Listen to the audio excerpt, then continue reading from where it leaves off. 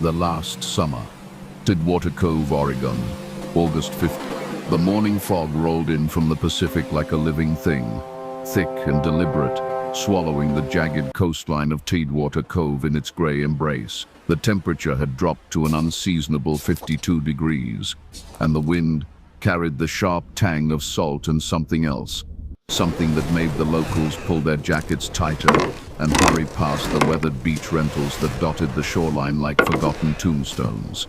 Detective Ray Kowalski would later describe that August morning as the kind of day that makes you believe in omens. But on this particular Friday, as the fog pressed against the windows of Rental Unit 7, Marcus and Elena Voss were still alive, still breathing, still planning their future together with the naive optimism of two people who believed they had decades stretching ahead of them. Marcus stirred first, his arm reaching across the unfamiliar mattress for Elena's warmth. At 32, he moved with the careful precision of someone who'd spent his adult life avoiding unnecessary risks, a quality that had served him well in his work as a forensic accountant for the Oregon State Treasury. His fingers found only cool sheets. His voice cut through the cottage's morning silence, that particular brand of quiet that only came with isolation. No traffic, no neighbors, just the endless percussion of waves against rocks and the occasional cry of a gull. Elena Voss appeared in the doorway, silhouetted against the kitchen's weak light.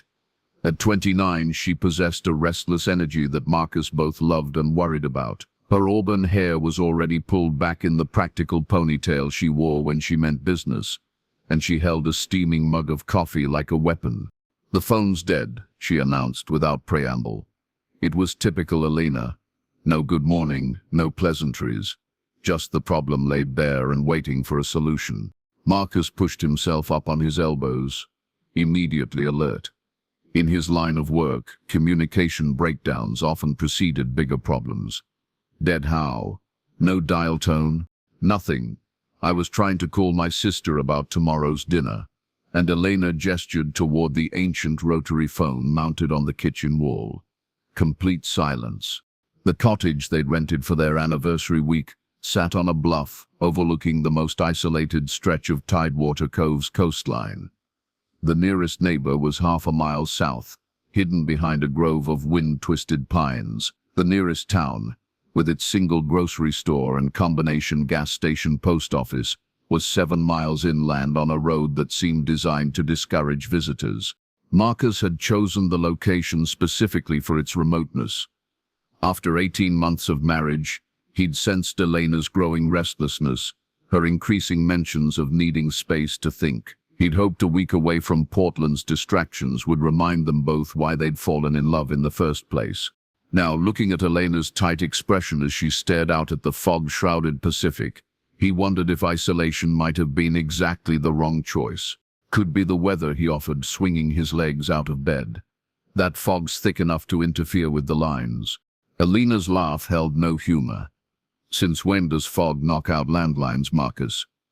This isn't, but as Marcus would learn in the weeks to come, Tidewater Cove operated by its own rules.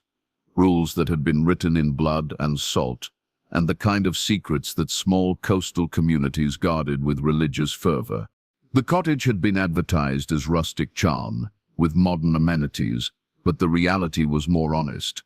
A 2-bedroom structure that had been fighting the Pacific's relentless assault for 40 years, and was slowly losing. The windows rattled in their frames, the floors creaked ominously under any weight over 150 pounds, and the electrical system seemed to operate on hope and prayer. Still, it had a certain weathered beauty.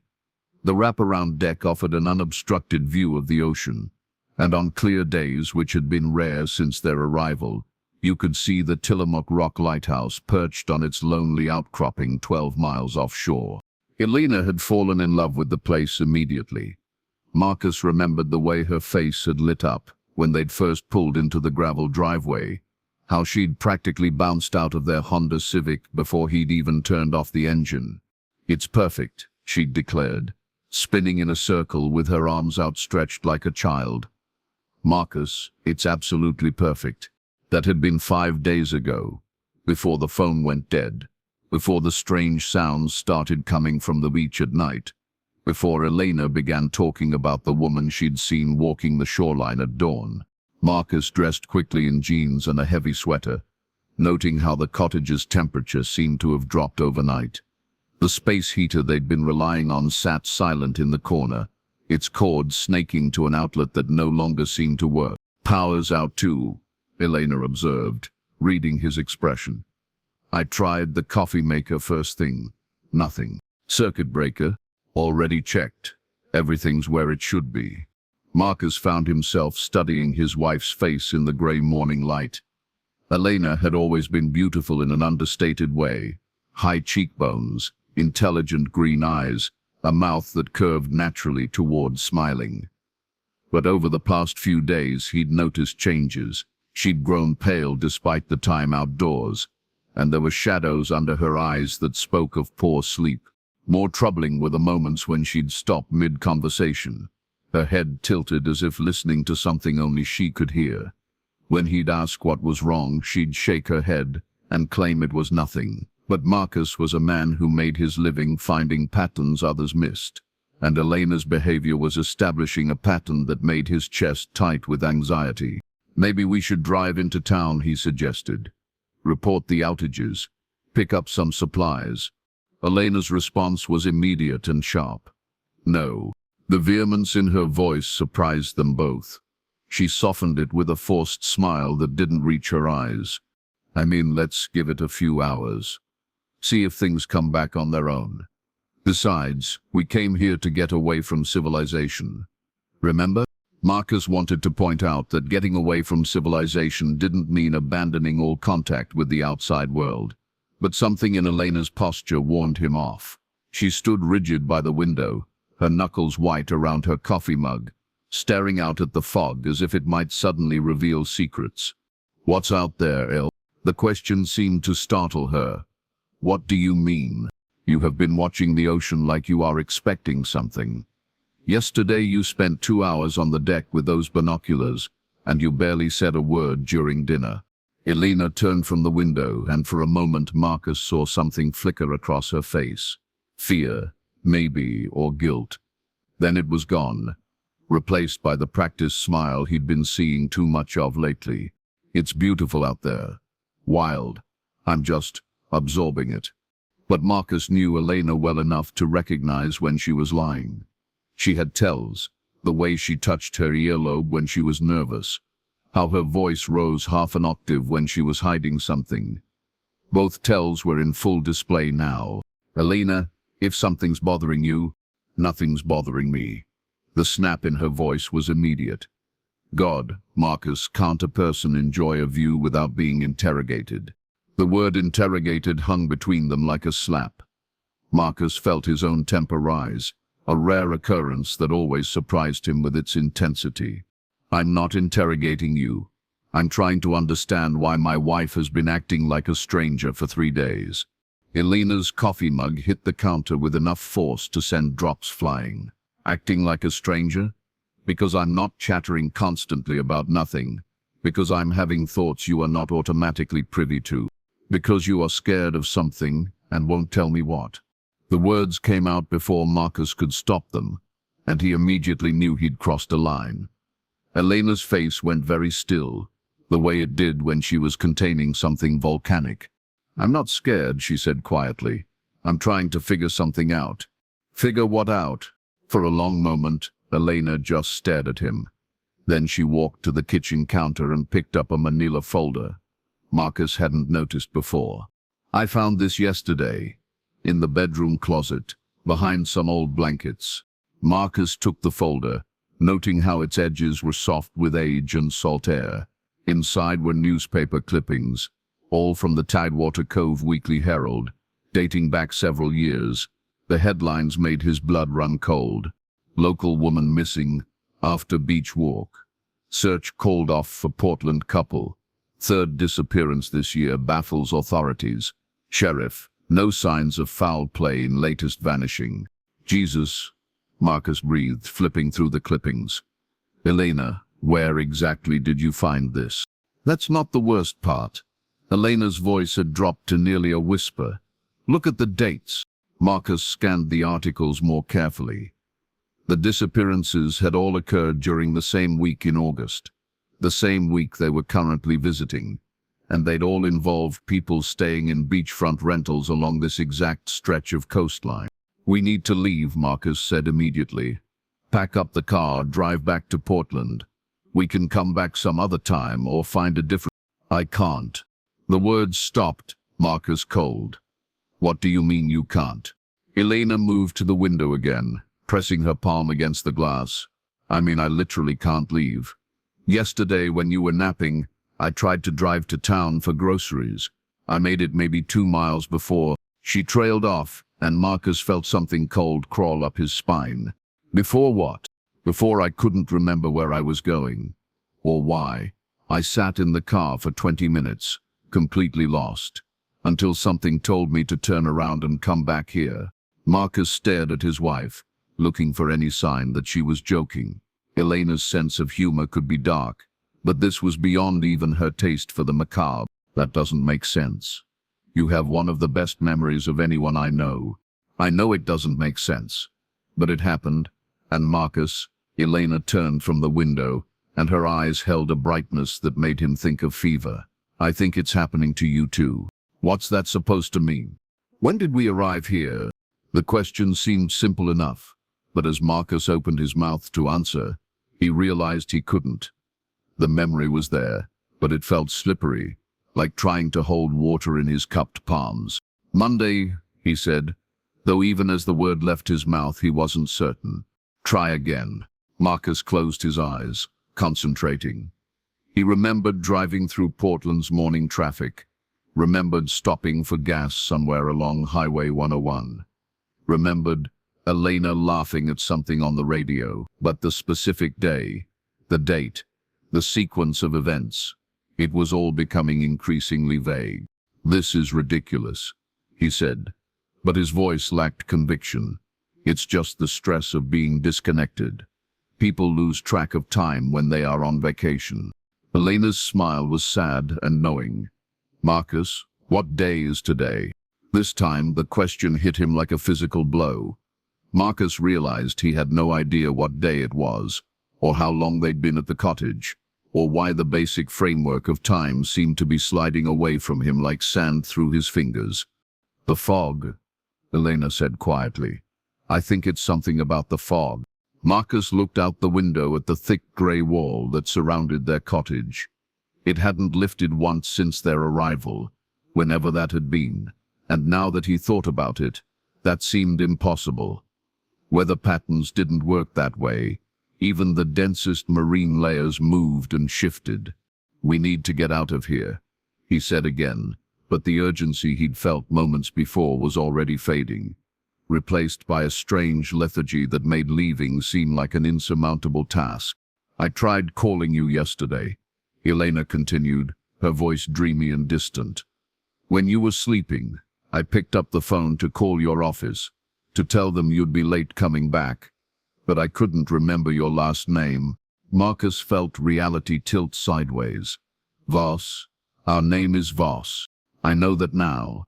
But yesterday, for about an hour, I couldn't remember being married to you. I couldn't remember being married at all." The manila folder slipped from Marcus's numb fingers, spilling newspaper clippings across the kitchen floor.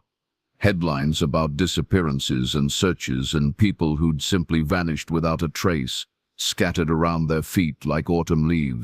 "This isn't real," Marcus said, but even as he spoke the words, he was remembering other moments over the past few days. Times when Elena had looked at him with confusion, when he'd caught himself staring at her as if she were a stranger, when simple conversations had felt like navigating a foreign language. Elena knelt to gather the clippings, her movements slow and deliberate. "There's something else. Something I haven't told you." Marcus waited, though part of him desperately didn't want to hear whatever she was about to say. "The woman I have been seeing on the beach. The one walking at dawn." Elena's voice was barely audible now. "Yesterday, I got close enough to see her face." She paused, looking up at Marcus from the floor where she knelt among the scattered papers. "It was me," She looked exactly like me. The cottage's silence stretched between them, broken only by the endless rhythm of waves against rock and the soft whisper of fog pressing against glass. Outside, something that might have been wind or might have been voices carried across the water, calling names that sounded almost familiar but not quite right. Marcus realized he was shivering, though whether from cold or fear, he couldn't say. The cottage felt smaller now, more like a trap than a retreat, and the fog outside had taken on an almost sentient quality, as if it were watching them through the windows with patient, ancient eyes. "We need to document everything," he said finally, falling back on the methodical approach that had always been his anchor in uncertain situations. "Write down what we remember, when we remember it. Look for patterns." Elena nodded, though she seemed to be listening to something else entirely. "The voices start soon," she murmured, "usually around noon, when the fog is thickest. They call for us to come down to the water." "Elena, you never mentioned voices." She looked at him with genuine surprise. "Didn't I? But we talked about them yesterday. You said they reminded you of your mother calling you in for dinner when you were a child." Marcus had no memory of such a conversation, but even as Elena spoke, he could almost hear it, a distant calling that seemed to come from the direction of the beach. Wordless but insistent, promising something he couldn't quite name. The fog pressed closer to the windows, and somewhere in its grey depths, shadows moved with purpose and intelligence. Marcus understood now why the cottage had been so affordable, why it sat empty most of the year despite its stunning location. Tidewater Cove didn't just claim its visitors, it absorbed them, slowly and completely, until they became part of its endless, hungry story. As if summoned by his thoughts, the calling began, distant and sweet and absolutely impossible to ignore. Elena stood slowly, the scattered clippings forgotten at her feet, her face turned toward the sound like a flower following the sun. "It's time," she whispered, and Marcus realized with crystalline clarity that he'd been waiting his entire life to hear those words. To answer that call, to walk down to the water, and finally understand what Tidewater Cove had been trying to tell him. The fog swirled closer, and in its depths, Marcus caught a glimpse of figures walking along the shoreline. Dozens of them, maybe hundreds, all moving with the same purposeful stride toward some destination he couldn't see, but desperately wanted to reach. Behind him, Elena was already moving toward the door, her hand reaching for the handle with the confidence of someone who'd made this journey many times before. And despite every rational thought screaming in his head, Marcus found himself following, drawn by a compulsion older and stronger than fear. The last coherent thought he had before stepping into the fog was that somewhere in Portland, people who loved them would soon begin to worry. They would call the cottage and get no answer. They would drive down to Tidewater Cove and find their belongings still in place, their car still in the driveway, but no sign of Marcus and Elena Voss anywhere along the endless, hungry coastline. They would become another mystery, another set of newspaper clippings in another manila folder, waiting for the next unsuspecting couple to discover them in a closet that was never meant to keep secrets, but had become very, very good at it. The fog embraced them like an old friend, and the calling grew louder, more insistent, until it was the only sound in the world that mattered. The cottage door swung open with a sound like a sigh, and the fog rushed in to greet them with eager, grasping tendrils.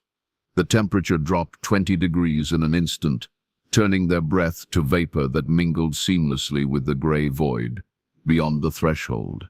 Marcus felt his feet move without conscious direction, carrying him across the weathered deck planks that groaned their familiar protest. Beside him, Elena walked with the fluid grace of a sleepwalker, her eyes fixed on something in the distance that he couldn't see but could feel pulling at him like gravity. The calling had evolved now, no longer the distant whisper that had drawn them from the cottage, but a chorus of voices layered upon each other in harmonies that shouldn't have been possible. Individual words remained elusive, slipping away the moment he tried to focus on them, but the meaning was crystalline. Come down to the water, come home. The wooden steps that led from the deck to the beach path were slick with moisture that seemed too thick to be ordinary condensation. Marcus's hand found the railing, and the metal was so cold it burned against his palm. Each step down felt like descending into another world, where the rules of physics and memory operated by different laws. "Elena," he tried to say, but the fog seemed to swallow his voice before it could reach her. She was only 3 feet away, but the grey wall between them made her appear distant and insubstantial, like a figure viewed through frosted glass.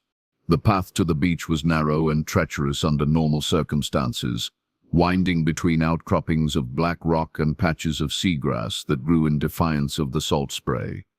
Now, with visibility reduced to mere inches, it should have been impossible to navigate. Yet Marcus found his feet knowing exactly where to step, as if he'd walked this route countless times before. The realization should have terrified him. Instead, it felt like coming home.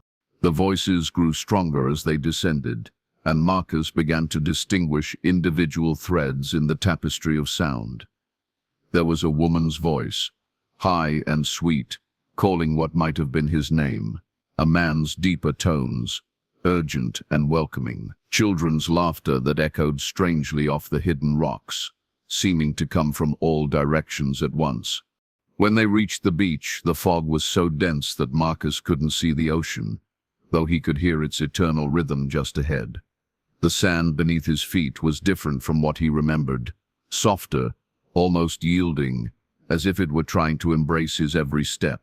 Elena had stopped walking. She stood motionless about 10 feet away, her head tilted back as if listening to instructions only she could hear. When she finally spoke, her voice carried an odd, dreamy quality. "They are waiting for us in the water." "Who's waiting?" Marcus managed to ask, though speaking felt like pushing words through honey. Elena turned toward him, and in the brief moment when the fog parted between them, Marcus saw her face clearly. Her skin had taken on a pale, luminescent quality, and her eyes reflected light that shouldn't have existed in the grey void. Most disturbing of all, she was smiling with a serenity that belonged on a saint or a corpse. "Everyone," she said simply. "Everyone who came before us." As if summoned by her words, the fog began to shift and part, revealing glimpses of the impossible tableau that awaited them at the water's edge. Figures moved in the surf, dozens of them, maybe hundreds, walking slowly parallel to the shore with their faces turned toward the cottage they'd just left. They moved with the mechanical precision of a music box ballet, each step perfectly synchronized with the others. Marcus's vision sharpened with supernatural clarity, and he could make out details that should have been lost in the distance and missed. The figures were people, or had been once. Men and women of various ages, all dressed in the casual clothing of different decades. Some wore the bell-bottom jeans and peasant blouses of the 1970s. Others sported the power suits and big shoulder pads of the 1980s. A few were dressed in the grunge flannel and Doc Martens that had dominated the early 90s. All of them were perfectly preserved, as if time had stopped the moment they'd entered the water. Their skin held the same luminescent quality he'd noticed in Elena, and their eyes reflected that same impossible light. "The fog comes every August," Elena said, her voice carrying easily across the impossible distance between them. "It's been coming for longer than anyone remembers. The town knows, but they don't talk about it. They can't talk about it." Marcus wanted to run, wanted to grab Elena and flee back to the cottage, back to their car, back to a world where fog was just condensed water vapor and missing persons were victims of mundane crimes or tragic accidents. But his feet remained rooted to the sand, and the calling voices wrapped around him like silk threads, binding him in place. "The rental company," he said, the words coming from some distant part of his mind that still functioned on logic. "They know what happens here. They rent to people like us, people who won't be missed right away." Elena nodded slowly. "Couples taking romantic getaways. People who have told everyone they want to be left alone for a week. Solo travelers seeking solitude." Her smile widened. and Marcus noticed that her teeth seemed sharper than before. Perfect victims for a perfect trap. The figures in the water had noticed them now. As one, they turned their luminescent faces toward the beach, and Marcus could see their mouths moving in unison, forming the words of the calling that had drawn them from the cottage. Up close, their voices were beautiful beyond description, a siren song that promised peace, belonging, and an end to all earthly concerns. "We don't have to be afraid," Elena continued, taking a step toward the water. "Look at them, Marcus. They are happy. They are home." Marcus forced himself to look more closely at the figures in the surf, and with growing horror, he realized Elena was right.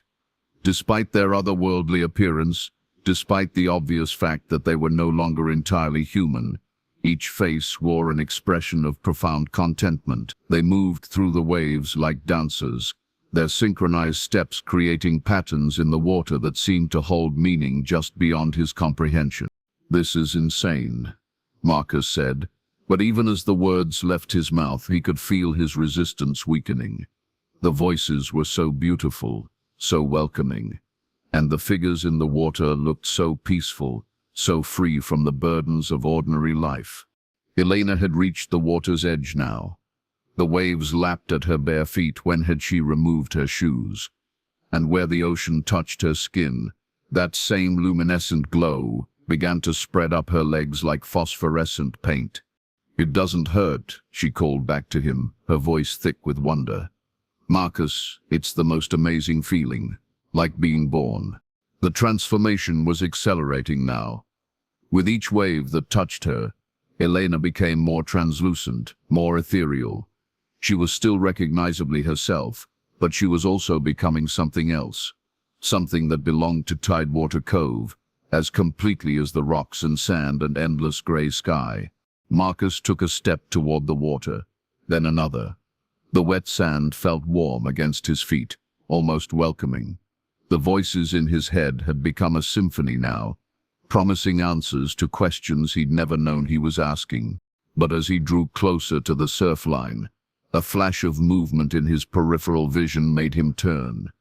There, standing on the rocks about 50 yards down the beach, was a lone figure that didn't belong with the others. While the water dwellers moved with fluid grace, this person stood rigid and alert, clearly still human, still fighting. The figure raised an arm and waved frantically, then cupped hands around mouth and shouted something that was lost in the sound of waves and voices. But the urgency of the gesture cut through the fog's hypnotic pull like a blade.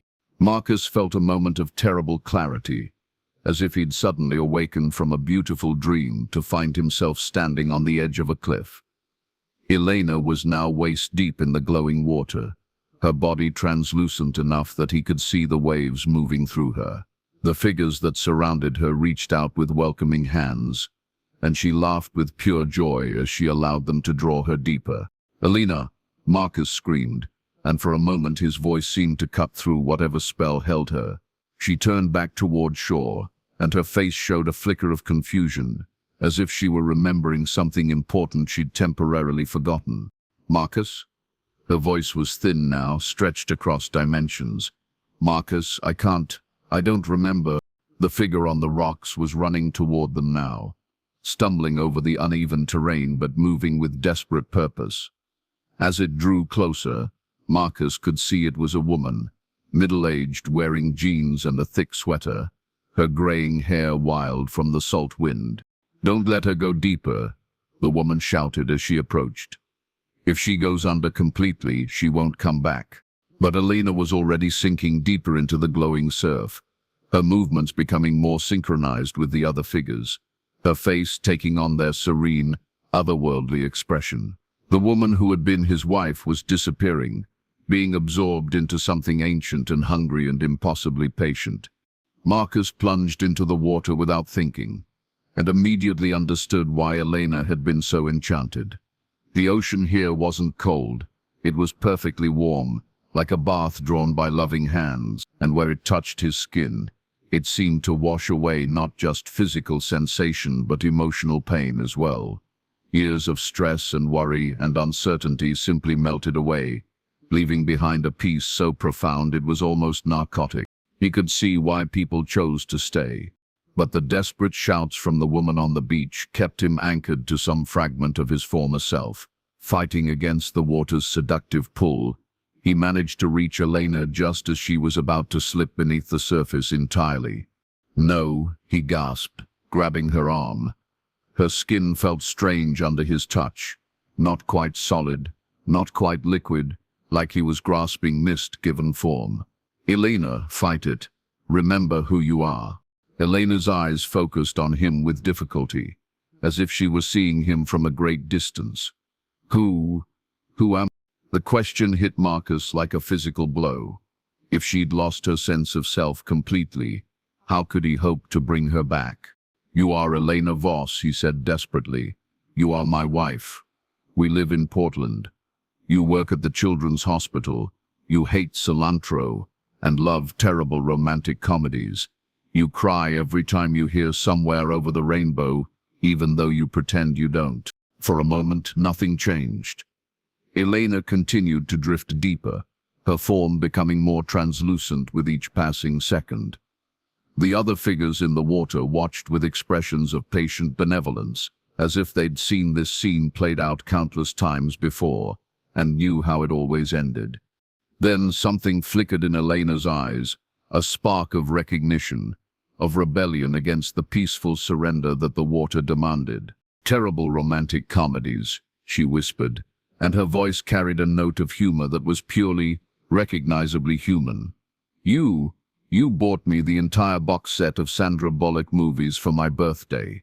"That's right," Marcus said, tears streaming down his face as he fought to pull her toward shore. "And you made me watch every single one, twice." Elena's form began to solidify slightly, becoming more present, more real. But the effort of resisting the water's call was clearly costing her. Her face contorted with pain, and she gasped as if she were drowning in air instead of ocean. "It hurts to remember," she sobbed. "Marcus, it hurts so much to be human." Behind them, the mysterious woman had reached the water's edge. "You have to get her out now," she called. The fog's starting to thicken again. Once it reaches full density, the window closes. Marcus looked around and realized she was right. The fog, which had parted to reveal the supernatural gathering in the surf, was beginning to roll back in. And as it did, the figures in the water started to fade, becoming less substantial, more like echoes of people than people themselves. With strength born of desperation, Marcus wrapped his arms around Elena and began fighting his way back toward shore. Every step was a battle against the water's pull and his own growing desire to simply let go, to sink into the peaceful oblivion that promised an end to all struggle and pain. The woman on the beach waded in to help them, and together they managed to drag Elena onto the sand just as the fog rolled back in completely, swallowing the impossible scene as if it had never existed. The sudden return to ordinary grey mist and normal cold ocean water was so jarring that Marcus collapsed, gasping, his clothes soaked and his body shaking uncontrollably. Elena lay unconscious beside him, her skin pale but blessedly opaque, her breathing shallow but steady. She looked human again, fragile and mortal and real.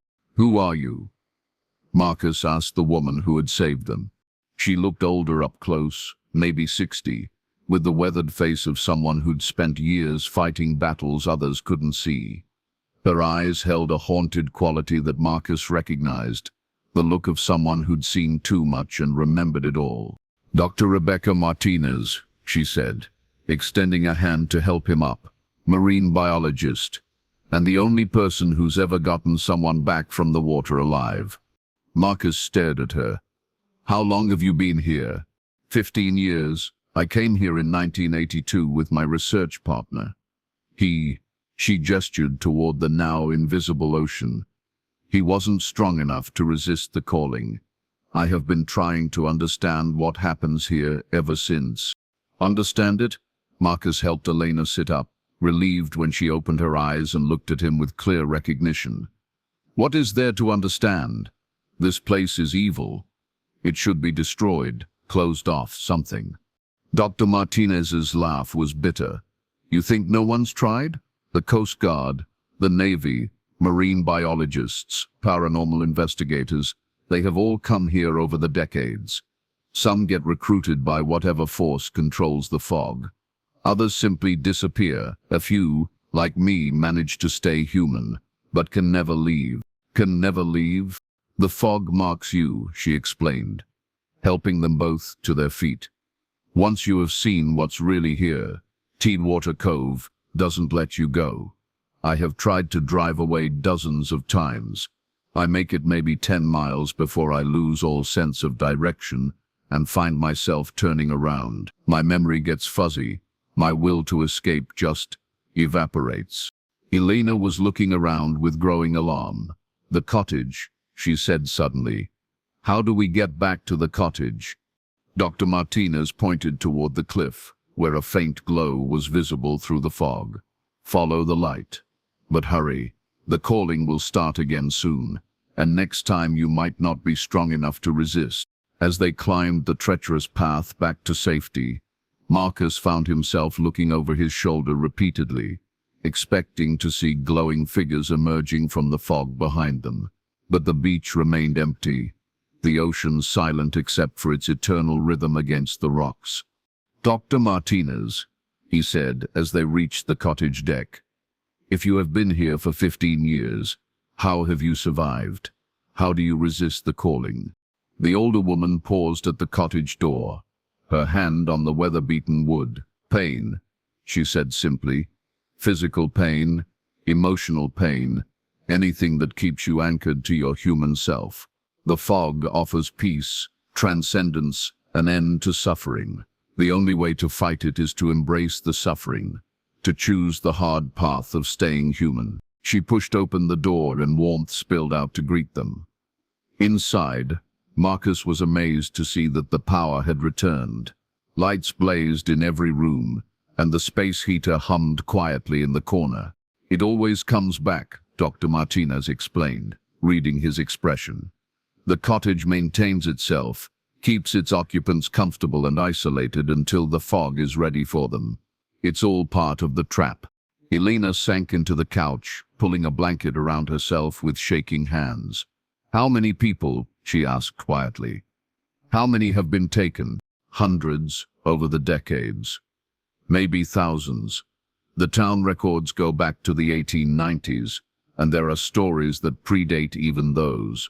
Native American legends about a hungry spirit that lives in the water, feeding on human souls. Marcus felt sick. And the town just allows it? The town profits from it, Dr. Martinez said bluntly. Tourism, rental income, the kind of economic stability that comes from having a reliable source of revenue. They tell themselves they don't know what really happens here. They have gotten very good at not seeing what they don't want to see. We have to expose this, Elena said, her voice gaining strength. Go to the media, the authorities, make people understand what's happening. Dr. Martinez shook her head sadly. Who would believe you? And even if someone did, how would you prove it? The fog only comes when it chooses to. Sometimes months pass between incidents, and anyone who gets close enough to document what really happens, she gestured toward the window, beyond which the gray wall continued its patient vigil. So we are trapped here, Marcus said. It wasn't a question, for now, but there might be a way out. I have been working on a theory, studying the patterns, the timing of the fog's appearances. There's something about the anniversary dates, the specific conditions that trigger the manifestation. If I'm right, there might be a window, a brief period when the fog's hold weakens enough for someone to escape. Elena leaned forward. When? Tomorrow night, August 16th. There's a confluence of tidal conditions, lunar phases, and atmospheric pressure that happens only once every few years. If my calculations are correct, the fog's power will be at its weakest between midnight and dawn. Marcus felt a flicker of hope, followed immediately by suspicion. If you have known this, why haven't you tried to escape? Dr. Martinez's smile was infinitely sad. Because someone needs to stay. Someone needs to warn the others, to try to save whoever can be saved. My partner died here because no one warned us. I won't let that happen to anyone else if I can help it. The cottage fell silent except for the endless sound of waves and the soft whisper of fog against the windows. Marcus realized that in the space of a few hours, his entire understanding of reality had been shattered and rebuilt. The world contained horrors beyond imagination, but it also contained people like Dr. Martinez, broken but unbroken, willing to sacrifice everything to protect strangers from a fate worse than death. What do we need to do? Elena asked. Dr. Martinez walked to the window and stared out at the grey void that surrounded them. Survive until tomorrow night, and hope that 15 years of research hasn't been for nothing. Outside, the fog pressed closer to the glass, and somewhere in its depths, voices began to call again, patient, seductive, and utterly certain that sooner or later, everyone who came to Tidewater Cove would answer their ancient invitation to join the eternal dance in the glowing water. The night was going to be very long. August 15th. The cottage had become a fortress under siege, though the enemy was nothing more than water vapor and collective memory given malevolent form. Martinez had spent the hours since their rescue transforming the living space into what she called a resistance station. Every lamp blazed at maximum brightness, a battery-powered radio crackled with static from distant AM stations, and she'd arranged mirrors throughout the room to reflect light into every corner where shadows might gather. Light disrupts their ability to manifest fully, she explained, adjusting the angle of a hand mirror propped against a coffee cup. Not completely, nothing stops them completely, but it makes them less substantial. Harder for them to maintain the illusion of peace. Elena sat curled in the corner of the couch, a steaming mug of coffee clutched between her hands like a talisman. She hadn't spoken much since their return from the beach, but Marcus could see her fighting an internal battle. Every few minutes her head would tilt toward the window as if listening to something. Then she'd shake herself and take another sip of coffee. "How much longer until midnight?" she asked, her voice carefully controlled. Marcus checked his watch, a habit that had become obsessive since Dr. Martinez explained that time distortion was one of the fog's primary weapons. 13 minutes. The worst part starts at midnight, Dr. Martinez said, settling into the armchair across from them. She looked exhausted, the kind of bone-deep weariness that came from 15 years of fighting the same battle every night. That's when they get desperate, when the calling becomes more aggressive. As if summoned by her words, a sound drifted through the cottage walls, so soft at first that Marcus thought it might be wind in the eaves. But gradually it resolved into something unmistakably human, weeping. Elena's entire body went rigid. "That's my sister," she whispered. "No, it's not," Dr. Martinez said firmly. "Your sister is safe in Portland, probably asleep in her own bed. What you are hearing is an echo, a memory the fog has stolen and twisted." But Elena was already standing, her coffee mug falling forgotten to the floor. "Jenny? Jenny? Is that you?" The weeping grew louder, more distinct, and with it came a voice, high and frightened, and achingly familiar. "Elena, help me. I'm lost. I can't find my way back. Please, Elena, I'm so scared." Marcus jumped up and grabbed Elena's shoulders as she moved toward the door. "It's not real, Elena. Look at me. It's not real." "But what if it is?" Elena's eyes were wild, desperate. "What if she came looking for us? What if she's out there in the fog, and I could save her?" The weeping outside intensified, joined now by other voices. A child calling for his mother, an elderly man pleading for help, a woman screaming about being trapped. The sound built layer upon layer until it became a symphony of human anguish that seemed to come from all directions at once. Dr. Martinez moved to the windows and began systematically closing the heavy curtains they'd left open. "Don't listen to the specific words," she said, her voice clinical and detached. "Focus on the pattern, the rhythm. It's all artificial, generated by the same force that creates the fog. Real human emotion doesn't sound like that. It's messy, inconsistent. This is too perfect, too orchestrated. But even as she spoke, Marcus found himself straining to identify voices in the cacophony outside. He could swear he heard his father calling his name. His father, who had died 6 years ago in a car accident, whose last words had been a weak whisper of Marcus's name in a hospital room that smelled of disinfectant and despair. "Dad?" The word escaped before he could stop it. Dr. Martinez was beside him instantly, her weathered hands gripping his arms with surprising strength. "Pain," she said urgently. "Remember what I told you. Pain keeps you human." Without warning, she pinched the skin on the back of his hand, not hard enough to injure, but sharp enough to cut through the fog's hypnotic pull like a blade. The moment of acute physical sensation brought Marcus back to himself, and he realized he'd been moving toward the door without conscious awareness. "The voices aren't random," Dr. Martinez continued, maintaining her grip on his arm. "The fog reads your memories, your emotional vulnerabilities. It finds the people you have lost, the guilt you carry, and uses them as weapons." Elena had sunk back onto the couch, her hands pressed over her ears. "Make it stop," she pleaded. "Please, just make it stop." "It will," Dr. Martinez promised. "In about 6 hours. The question is whether we can hold on that long." Marcus checked his watch again. 11:59 p.m.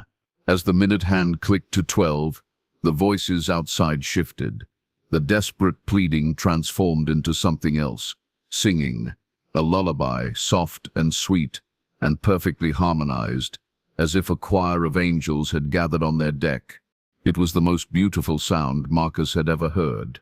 Elena's hands dropped from her ears, and her face took on an expression of wondering bliss. "It's so lovely," she breathed. "Marcus, listen, they are singing for us."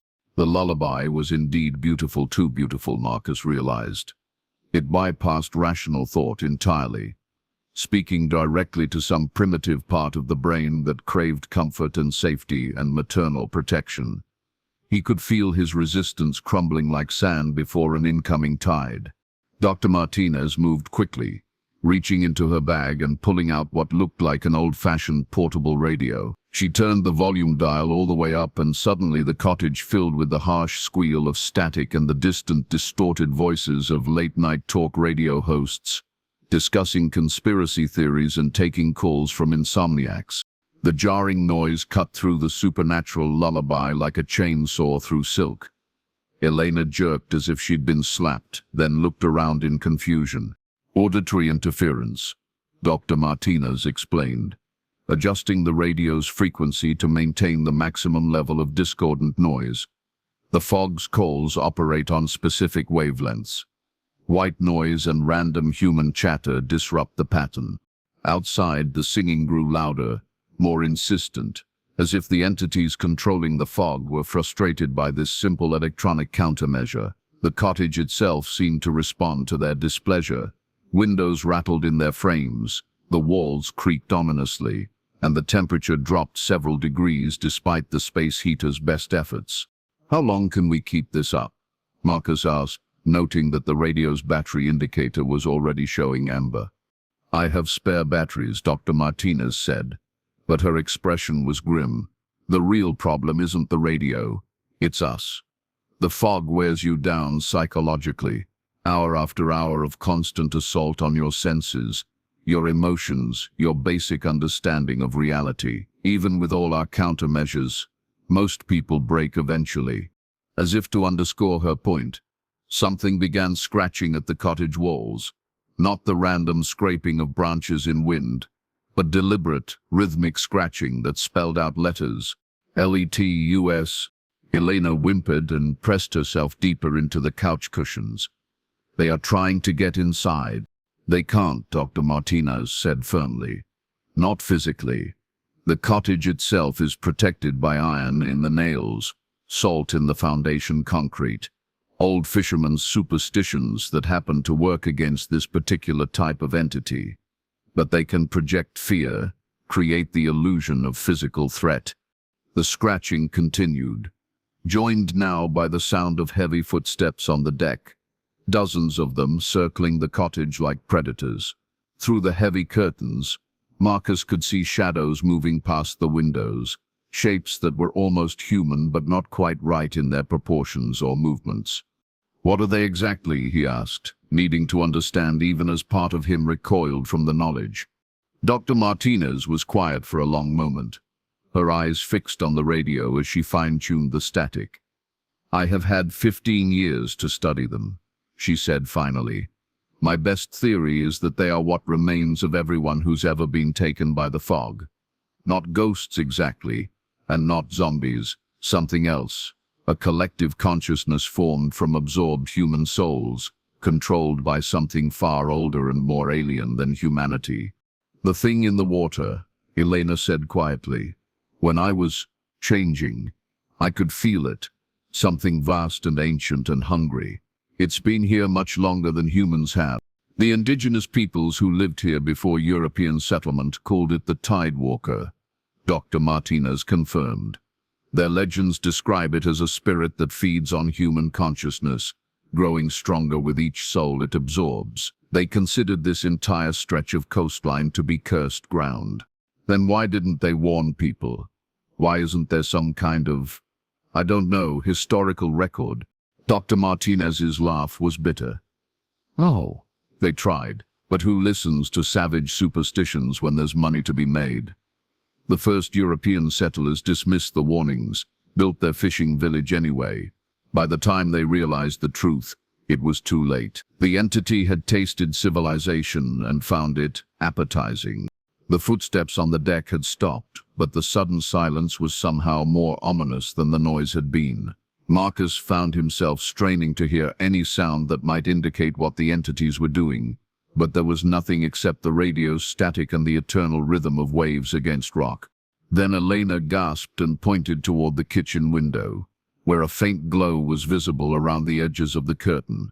"They are using light against us now," Dr. Martinez observed with clinical interest, "mimicking our own countermeasures." The glow intensified, and the curtain began to move as if stirred by wind, except all the windows were closed and locked. Gradually, impossibly, the heavy fabric started to become transparent, as if the light outside were burning through it at the molecular level. What they saw beyond the window made Elena scream. Faces pressed against the glass, dozens of them, maybe hundreds, all bearing that same luminescent pallor and those same two bright eyes.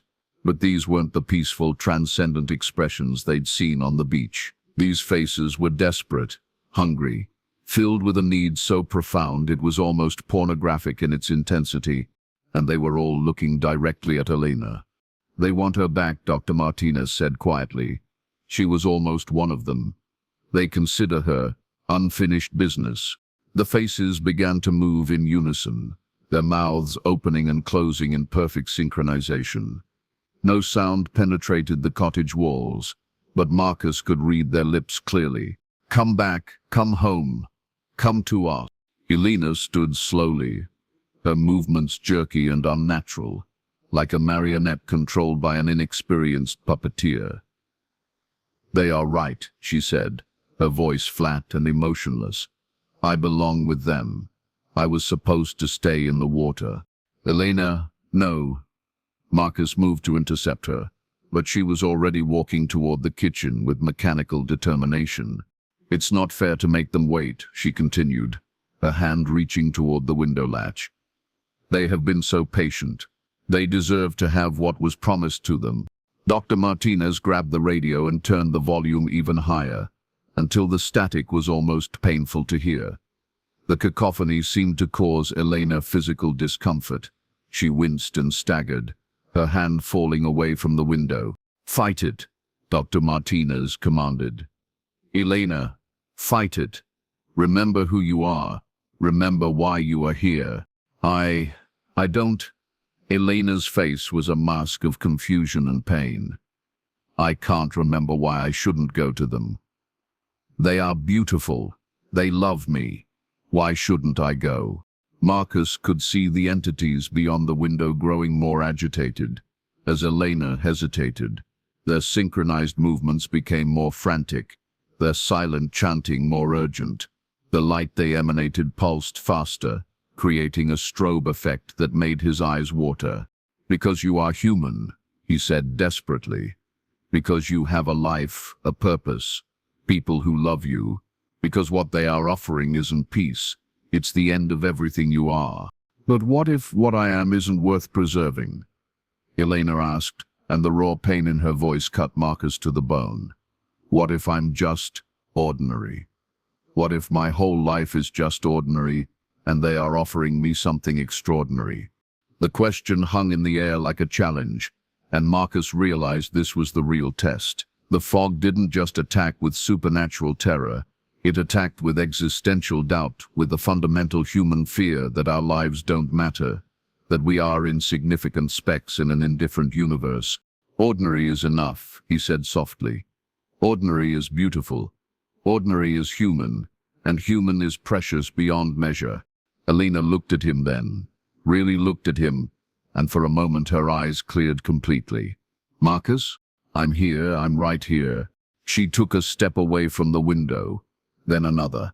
The faces beyond the glass contorted with rage and frustration, their silent chanting becoming more frenzied. The light they emanated flickered and sparked like a failing electrical system. Then, abruptly, everything stopped. The faces vanished. The light faded. The radio crackled with nothing but ordinary static. Even the endless sound of waves seemed to quiet, as if the ocean itself were holding its breath. Dr. Martinez checked her watch. 3:17 a.m., she announced. "We are in the quiet period.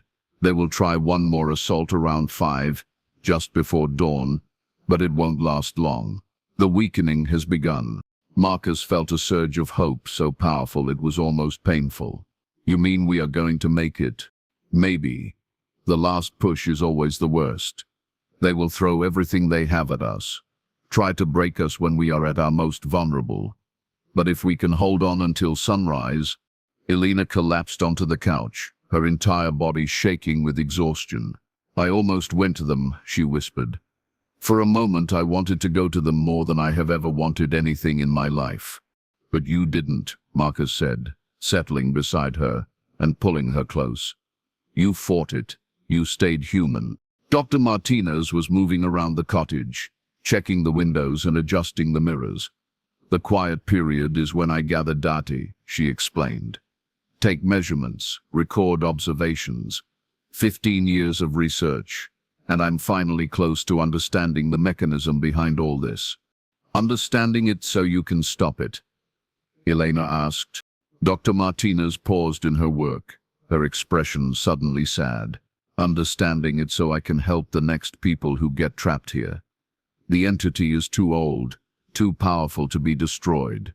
But maybe, with enough knowledge, I can make the cottage safer. Give future victims a better chance of surviving until the weak period." The implications of her words hit Marcus like a physical blow. "You are planning to stay. Even if we escape tomorrow night, you are planning to stay here. Someone has to. This place needs a guardian, someone who understands the danger and can warn others. I have been doing it for 15 years. I can do it for 15 more if necessary." Elena sat up straighter. "That's not a life. That's martyrdom." "Maybe. But martyrdom is still a choice, still a way of being human in the face of something that wants to erase humanity entirely." They sat in silence for a while, listening to the radio's static and the cottage's settling creaks.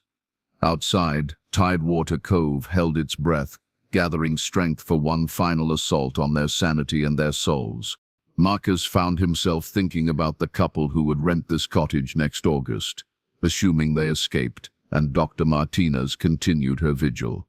Would they find the manila folder of newspaper clippings? Would they heed the warning, or would they dismiss it as an elaborate hoax? He suspected he knew the answer. Most people, faced with evidence of the supernatural, would rationalize it away until it was too late. Human nature demanded logical explanations for illogical phenomena, and by the time the truth became undeniable, the fog would already have them. "Dr. Martinez," he said suddenly, "the rental company. They have to know what they are doing. Sending people here, taking their money, knowing they will never leave." "They know," she confirmed. "The whole town knows on some level. They have built their economy around it, a renewable resource that replenishes itself every August with fresh victims. Then we expose them. When we get out, we go to the media, the FBI, whoever will listen. We make this place so notorious that no one will ever rent here again." Dr. Martinez's smile was infinitely sad. "You can try, but you will find that your memories of this place become unreliable once you leave the fog's immediate influence. The details will fade, the urgency will diminish. You will convince yourself it was all stress-induced hallucinations, collective hysteria, something explainable." "No," Elena said fiercely. "I won't forget. I won't let myself forget." "That's what they all say," Dr. Martinez replied gently. "The few who have made it out over the years. They leave with fire in their eyes and determination in their hearts. But the fog marks you, changes you. It becomes increasingly difficult to maintain belief in the impossible once you are back in the ordinary world." Marcus felt a chill that had nothing to do with the cottage's failing heating system. If they couldn't even trust their own memories once they escaped, how could they hope to save anyone else? Outside, the first pale suggestion of dawn began to lighten the eastern horizon. Through the curtains, they could see the fog starting to shift and swirl, responding to some unseen signal. "Here it comes," Dr. Martinez said quietly. "The final push. Whatever happens in the next hour will determine whether you live or die." As if summoned by her words, the cottage began to shake, not violently, but with a deep rhythmic trembling that seemed to emanate from the very bedrock beneath the foundation. The radio's static faded to silence, then erupted in a cacophony of overlapping voices. Hundreds of them, maybe thousands, all speaking at once in languages both familiar and utterly alien. Elena's eyes rolled back in her head, and she began to convulse. When she spoke, it wasn't her voice that emerged from her throat, but a chorus of voices, all perfectly synchronized. "You cannot leave. You belong to us now. You have seen too much, felt too much. You are already one of us." Marcus grabbed her shoulders, but her skin was ice-cold and strangely insubstantial, as if she were becoming fog herself. "Elena, Elena, fight it." But Elena was no longer entirely there. The thing speaking through her turned its attention to Dr. Martinez, and its smile was terrible in its beauty. 15 years you have denied us," it said with Elena's mouth.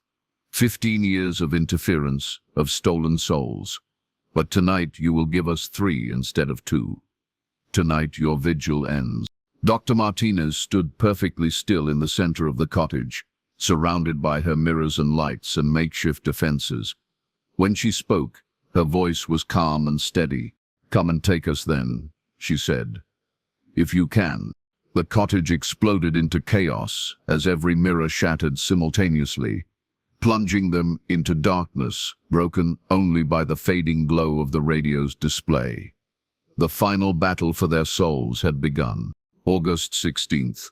In the absolute darkness that followed the shattering of every mirror, Marcus could hear Dr. Martinez moving with practiced efficiency. A flashlight beam cut through the black air, then another, as she activated what must have been a carefully prepared emergency lighting system. "Iron," she called out, her voice cutting through the supernatural cacophony that poured from Elena's throat. "Marcus, there's a box under the kitchen sink. Iron nails, iron filings, anything metal." Elena's body, or the thing wearing it, turned toward Dr. Martinez with predatory grace. "Your iron cannot hold us anymore, Rebecca. We have grown strong on 15 years of souls. We have learned." But even as the entity spoke, Marcus could see it recoil slightly from the flashlight beams. Whatever had changed in its power, light still caused it discomfort. He stumbled toward the kitchen, his hands groping blindly under the sink, until his fingers found a wooden box filled with cold metal objects. "What do I do with them?" he shouted over the noise. "Circle of protection," Dr. Martinez replied, her own hands working to set up more emergency lights around the cottage's perimeter. "Pour them in a ring around Elena. Don't let any part of the circle break." Marcus began scattering iron nails and filings in a rough circle around his possessed wife, but the entity controlling her was already moving, trying to step out of the area before he could complete the barrier. Elena's movements were no longer entirely human. She flowed like liquid mercury, her joints bending in ways that defied anatomy. "Too late," the thing said with Elena's voice, though now Marcus could hear the underlying chorus of hundreds of other voices speaking in unison. "She invited us in. When she entered the water, when she felt our peace, she gave us permission. The circle means nothing when the vessel consents." Dr. Martinez's expression was grim as she finished positioning the lights. "Then we try something else." She pulled a small device from her bag, something that looked like a modified radio transmitter, with multiple antennae jutting from its housing. When she flipped the switch, the cottage filled with a high-pitched whine that made Marcus's teeth ache. The effect on the entity was immediate and dramatic. Elena's body convulsed violently, and the harmonized voices speaking through her dissolved into screams of rage and pain. The supernatural darkness that had engulfed the cottage flickered and wavered, allowing the emergency lights to push back some of the shadow. "Electromagnetic interference," Dr. Martinez explained tersely. 15 years of studying their wavelengths, their frequency patterns. This should disrupt their ability to maintain coherent possession. For a moment it seemed to work. Elena's eyes cleared, and she looked around in confusion and terror. "Marcus, what's happening to me?" But then the entity adapted. The screaming stopped, replaced by something far worse. Laughter. Cold, ancient laughter that contained the echoes of every soul that had ever been consumed by the fog. "Clever Rebecca," it said, and now Elena's voice carried harmonics that no human throat should have been able to produce. "But we have had eons to evolve. Your electromagnetic toys are nothing to us now." The device in Dr. Martinez's hands began to smoke, then sparked, then died completely. The supernatural darkness rushed back in, and Elena's form began to change more dramatically. Her skin took on that luminescent quality they'd seen in the water dwellers, and her eyes became reflective pools that seemed to contain infinite depth. "The weak period," Marcus said desperately. "You said there would be a window." "I was wrong," Dr. Martinez admitted, her voice hollow with defeat. "Or maybe there never was a window. Maybe that was just another lie I told myself to maintain hope." The entity wearing Elena's face turned to look at Marcus, and its smile was terrible in its beauty. "Would you like to know the truth, Marcus Voss? The real truth about Tidewater Cove?" "Don't listen," Dr. Martinez warned. "It feeds on despair. The more hopeless you feel, the easier it becomes for it to take you." But Marcus found himself unable to look away from those luminescent eyes, unable to block out the hypnotic cadence of the entity's voice. "There is no escape from this place," it continued. "There never has been. Dr. Rebecca Martinez has been dead for 14 years, 11 months, and 16 days. She drowned in the same water where you found Elena yesterday." "That's impossible," Marcus said, but even as he spoke, he noticed details that made his blood run cold. Dr. Martinez cast no reflection in the remaining unbroken surfaces around the cottage. Her breath didn't create vapor in the frigid air, and her clothes, now that he really looked, were styles from the early 1980s, perfectly preserved, but decades out of date. "I'm not dead," Dr. Martinez said, but her voice lacked conviction. "I have been fighting it. I have been helping people. You have been part of the trap," the entity replied gently. "The helpful local who appears just in time to save the latest victims, who gives them hope, who makes them believe they have a chance. Do you think it's coincidence that you always arrive at exactly the right moment? Do you think we would allow a true enemy to operate in our domain for 15 years? Dr. Martinez staggered backward, her face a mask of dawning horror. No, no, I remember. My research, my countermeasures, carefully orchestrated theater. Every escape plan you have provided has led the victims deeper into our web. Every countermeasure has been designed to increase their psychological dependency on you. And when the final moment comes, when they realize their trusted savior is just another lie, their despair becomes exquisite. Marcus felt reality cracking around him like ice on a frozen pond. If Dr. Martinez had been dead for 15 years, if everything she'd told them was a lie designed to increase their terror, then what chance did they have? But Elena fought you off, he said desperately. In the water, she came back. Elena never came back, the entity said with infinite patience. What emerged from the water was already ours. The woman you have been with for the past 18 hours has been playing a role, just as Dr. Martinez has been playing hers. Did you really think you could fight us in our own domain and win? Elena's form shimmered and began to change, revealing glimpses of the luminescent creature beneath the human facade. I'm sorry, Marcus, she said, and for a moment her voice was purely Elena's, full of love and regret and terrible sadness.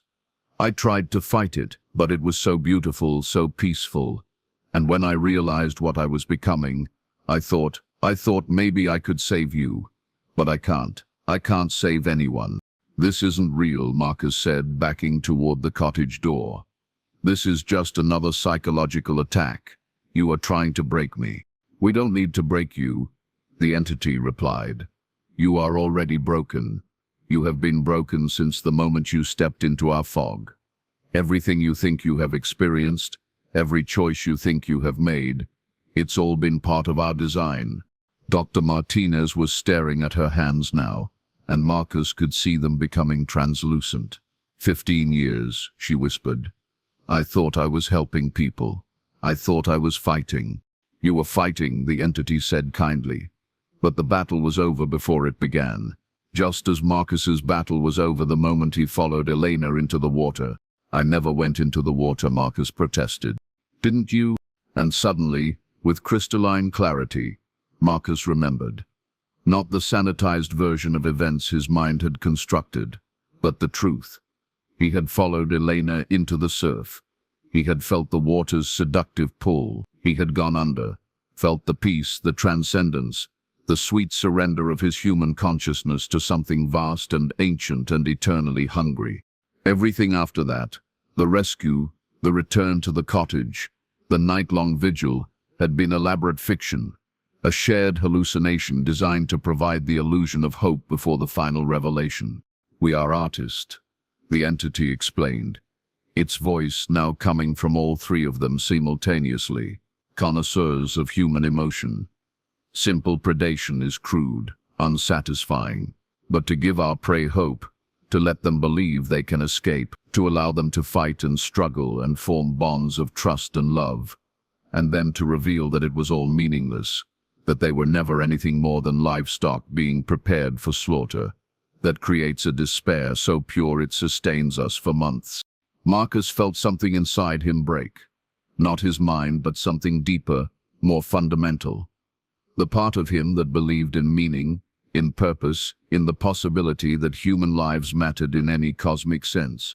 How many? He asked quietly. Hundreds.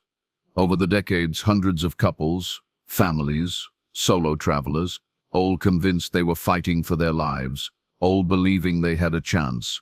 The newspaper clippings, we create them. Just as we created Dr. Martinez's research, her equipment, her entire identity, local color to make the story more believable. Marcus sank to his knees on the cottage floor, overwhelmed by the magnitude of the deception. Then Tidewater Cove exists only when we need it to exist. The town, the rental company, the locals who supposedly profit from our feeding, all constructs, all part of the elaborate stage we have built for our dramas. Elena's luminescent form approached him, and when she knelt beside him, her touch was ice-cold and electric. I love you, she said, and Marcus could hear his real wife's voice buried somewhere in the harmonics. I have loved you through everything, even this. But love isn't enough to fight what we have become. Dr. Martinez was fading now, becoming more translucent with each passing moment. "I'm sorry," she whispered. "I thought I was real. I thought I was helping." "You were real," the entity said gently. "Your emotions, your dedication, your willingness to sacrifice, all real. But reality is more complex than humans understand. You can be real and fictional simultaneously. You can be dead and alive, savior and trap, hope and despair." Marcus looked up at Elena, at the thing wearing Elena's face, and felt tears streaming down his cheeks. "Is any part of her still in there?" "All of her is in here," the entity replied. "Every memory, every emotion, every moment of your shared life. She experiences them constantly, eternally, as part of our collective consciousness. In a sense, she's more alive now than she ever was in her limited human form. Let me join her then.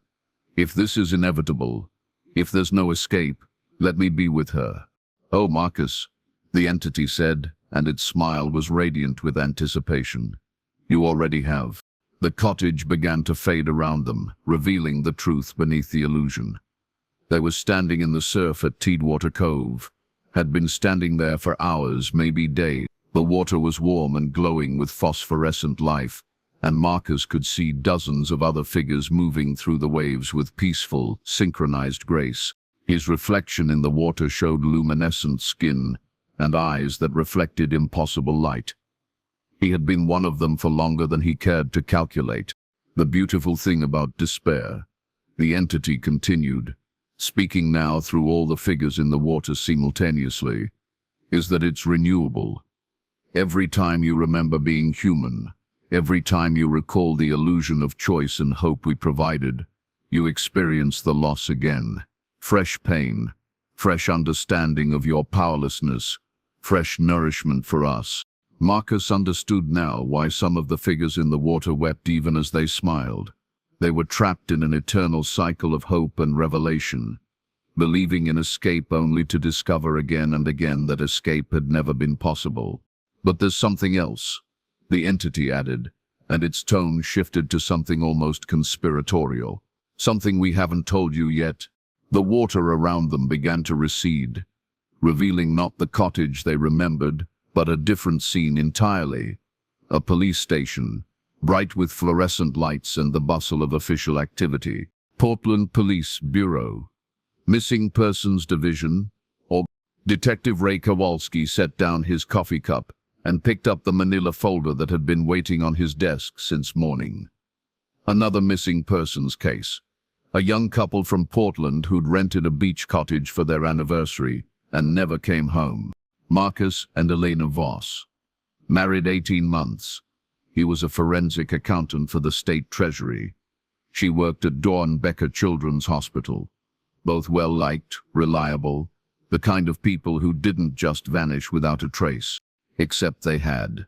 The cottage had been found exactly as they'd left it. Clothes in the closets, food in the refrigerator, car in the driveway. No signs of struggle, no indication of where they might have gone. The local sheriff's department had conducted a thorough search of the coastline, but the Pacific was vast and unforgiving. If they'd been caught by a rogue wave or fallen from the cliffs, their bodies might never be found. Kowalski flipped through the witness statements and incident reports, noting the inconsistencies that always plagued these coastal disappearances. The rental company claimed they'd checked out on schedule. The cleaning service said they'd found the cottage empty, but the couple's families insisted they were supposed to return 2 days earlier. Time distortion was common in missing persons cases. Grief and anxiety played tricks on memory. Still, something about this particular case bothered Kowalski in ways he couldn't articulate. He was about to close the file when his partner, Detective Lou, appeared at his desk with a grim expression. "Ray, you need to see this. We just got a call from the Coast Guard. They found something washed up near Tidewater Cove." 20 minutes later, Kowalski stood on a windswept beach, staring down at what the Coast Guard had recovered from the tide line. It was a waterproof camera bag, the kind serious photographers used for underwater work. Inside, protected by multiple layers of sealed plastic, was a digital camera and what appeared to be a research journal. The camera belonged to Dr. Rebecca Martinez, a marine biologist who had disappeared in 1982. The journal was filled with detailed observations about electromagnetic anomalies and localized temporal distortions along the Tidewater Cove coastline. But it was the last entry that made Kowalski's blood run cold. They are not just taking people, they are creating elaborate psychological scenarios, making the victims believe they are fighting for their lives when they are already dead. I have been documenting disappearances for 15 years, thinking I was building a case against some unknown predator. But I just realized the truth. I died in 1982.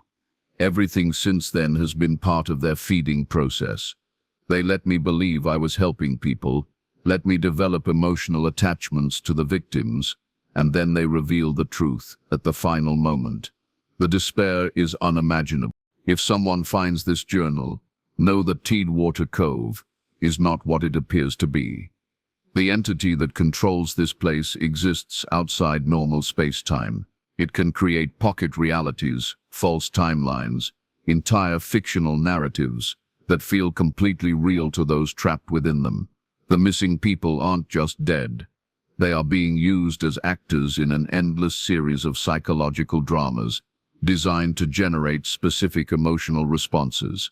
I don't know how many times I have lived through variations of this same story, how many couples I have tried to save, how many times I have believed I was real, how many times I have discovered the truth only to have my memory wiped and the cycle begin again. The only constant is the date, August 16th, 1997. Every scenario ends on August 16th, 1997, with the revelation that nothing was ever real. But somehow this journal exists outside their control. Maybe because I wrote it in a moment of true clarity, or maybe because they wanted to be found. Maybe this too is part of their design. To whoever reads this, Marcus and Elena Voss are not missing. They never existed. None of the couples who disappear at Tidewater Cove ever existed. They are all fictional characters in an elaborate feeding fantasy created by something that views human consciousness as a renewable resource. But the entity makes one crucial mistake. It believes that revealing the truth destroys hope entirely. It doesn't understand that humans can find meaning even in meaninglessness, can choose to love even when love is revealed to be an illusion. I choose to believe that Elena Voss was real, even if she wasn't. I choose to believe that Marcus loved her, even if neither of them ever drew breath.